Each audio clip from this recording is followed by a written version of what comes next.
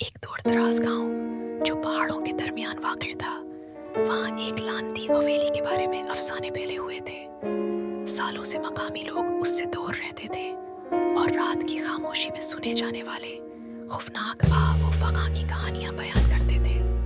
मगर तजस्सुस ने चंद दोस्तों आयशा, रिज़वान, समीरा और हारिस को एक शाम इस वीरान हवेली की तरफ खींच लिया। जब वो हवेली के करीब पहुंचे तो हवा में एक अजीब खामोशी छा गई। असीम दरवाज़ा क्रीक करता हुआ खुला, जिसमें एक तारीक गर्द आलूद हाल की झलक नजर आई।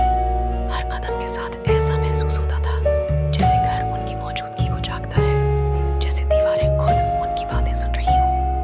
दोस्तों ने अलग-अलग दरियाफत करने का फैसला किया, जो खौफ और जोश का एक मरकब था। आयशा एक झलमलाती रोशनी की तरफ मतवज्जा होकर एक कदीम लालटीन पाती है जो उसके आसपास के माहौल को रोशन करती है। कमरा पुराने फर्नीचर से भरा हुआ था, जिस पर सफेद चादरें थीं, जैसे भूत इंतजार कर रहे हों कि उनका राज खोला जाए। लेकिन कुछ गलत लग रहा था। सरगोशियां उसके गर्द गूंज रही थीं, जो तवील उर्से से दफन राजों का वादा कर रही थी। दूसरी जानिब रिज़वान तहखाने में गया, जहां हुआ सर्द होने लगी। वो एक छुपे हुए दरवाजे पर पहुंचा, जो एक ढेर में रखी हुई चीजों के पीछे छुपा हुआ था। अंदर एक कदीम डायरी मिली, जिसके सफ़हात सर्द और नाजुक थे। जैसे ही उसने अल्फाज पढ़े, एक अफसोसनाक कहानी सामने आई। एक खानदान जो एक तारीख ताकत के हाथों सताया गया। उनकी तकदीरें हवेली की दीवारों में बंधी थीं।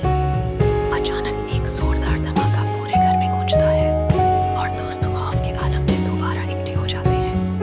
वो निकलने का फैसला करते हैं, मगर हवेली के दीगर मंसूबे थे। दरवाजे अचानक बंद हो गए, उन्हें अंदर फंसाते हुए साए दीवारों के साथ चमकने लगे, जो और ज्यादा खतरनाक होते गए। भाग फैल गया जब उन्होंने बाहर निकलने का रास्ता तलाश किया, मगर हर कमरे में दाखिल होने पर घर की तारीक का सामना करना पड़ा। समीरा ने एक आईना दरियाफत किया, जो उनकी शबीह नहीं